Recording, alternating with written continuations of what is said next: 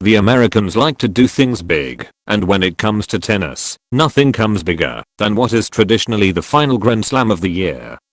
Here, we recall some of the most memorable matches from the US Open at Flushing Meadows. The start of the Open era saw Ashe make history by not only becoming the first black male to win a Grand Slam singles title. He was the only player in history to win the US Amateur and Open championships in the same year. The 25-year-old smashed 26 aces on his way to a 5-set victory against the Flying Dutchman Tom O'Kaya 14-12, 5-7, 6-3, 3-6, 6-3. Because of his amateur status, Ashe was ineligible to receive the first prize of $14,000, instead picking up $280 in expenses. It was also a great year for British tennis as Virginia Wade won the women's title. The slender 23-year-old from Dorset defeated home favorite Billie Jean King 6-4, 6-2 at the Westside Tennis Club in Forest Hills back when the tournament was still being played on grass. When these two icons of the game went head-to-head, tennis intellects knew there was a strong possibility that this could end up becoming a classic. At Wimbledon, it was Swedish tennis god Borg who came out on top in a 5-set epic. Just months later the rivals met in the final again. And on McEnroe's home turf in New York, the athleticism of the young American proved too much for Borg in a dramatic 7-6, 7-4, 6-1, 6-7, 5-7, 5-7, 6-4 victory. Two warriors of the women's game collided in the final. Despite having played each other an incredible 80 times over the course of their careers, this clash is still regarded as one of the finest ever.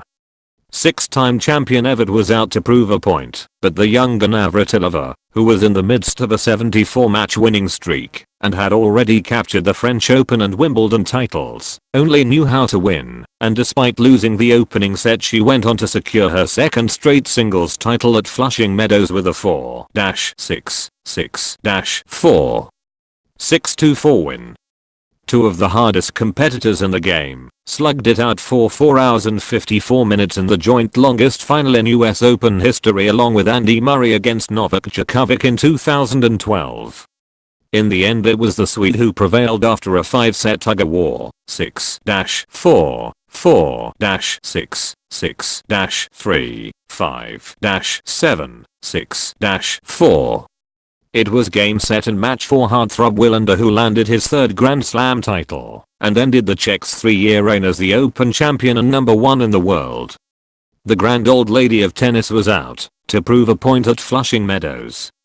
Navratilova's metal and powerful serve came out on top at the German's expense in a high-quality, tight and tension-filled semi-final showdown, 7-6, 7-2, 6-7, 8-6, 6-4. Navratilova, 34, and holder of 18 major titles, rolled back the years to play with the fearlessness of a teenager to end their Grand Slam rivalry 5-4 up. This quarter-final meeting between two greats of the game was about as good as it gets. In a draining nail-biter of a night match on a raucous Arthur Ashe Stadium, Pistol Pete, who had lost the previous 3 meetings between the two, was out to restore a semblance of order.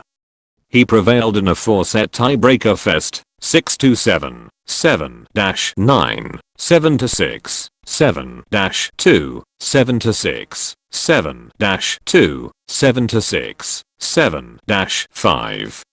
Both men were playing at the peak of their powers and deservedly received a standing ovation from the 23,000-strong crowd as they awaited the start of the 4th set tiebreak. It was a very chilling moment to have the crowd stand on their feet and applaud what we were doing out there, but it was also fun to be part of it.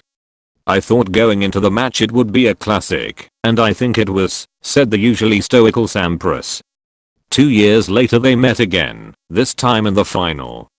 It would be a last hurrah for two of the game's finest performers on the biggest stage, and once again it was Sampras who came out on top, winning 6-3, 6-4, 5-7, 6-4. The All-Williams clash was the first Grand Slam final between siblings in 117 years. Sadly, the match was overtaken by the hype surrounding the historical nature of the occasion, with the fact that it was the first singles final between two black players. As for the action, well, Venus emerged an easy 6-2, 6- for winner in a measly 69 minutes under the bright lights of Arthur Ashe Stadium. This was the breakthrough for Murray. Not only was it his first Grand Slam semi-final, but he had lost to Nadal the previous 5 times he had played him. He was required to play unbelievably well to defeat the Spaniard 6-2, 7-6, 7-5, 4-6, 6-4 after playing 2 of the best sets of tennis ever seen, swinging from the hip and hitting winners to all parts of the court as his breathtaking display showed us all how great a player the young Scot was going to become.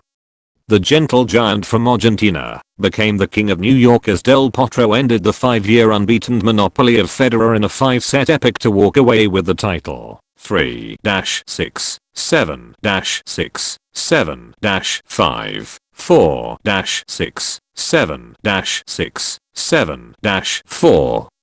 6-2-2.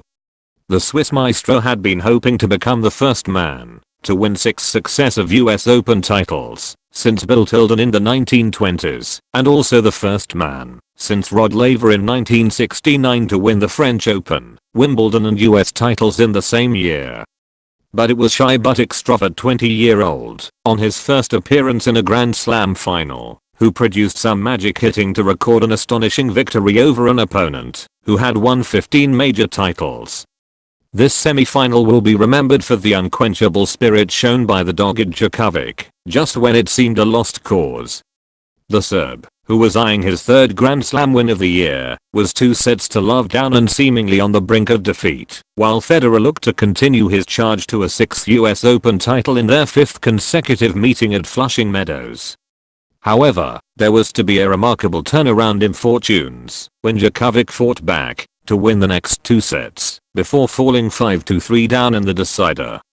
The world number 1 ripped a cross-court forehand off a Federer first serve for a winner on the first of 2 match points and smiled in the face of adversity by raising his arms. The Swiss started and lost the next point with an uncharacteristic unforced error.